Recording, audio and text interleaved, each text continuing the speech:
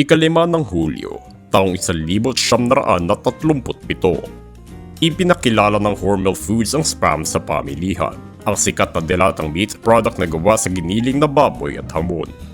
Ginamit noon ng kasimo ang balikat ng baboy sa paggawa ng Spam dahil inaayawan nito ng mga mamimili sa katayan noong araw at naging mas matipid ito na sangkap para sa produkto na nagpasikat pa dito dahil sa mura na presyo at dali na inihahatid ng delata.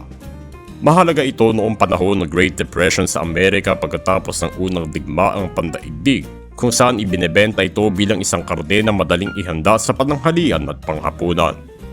Umusbong palalo ang pagiging tanyag ng delata dahil naging pagkain nito ng mga sundalo sa Amerika at Soviet Union sa ikalawang digmaang pandaigdig.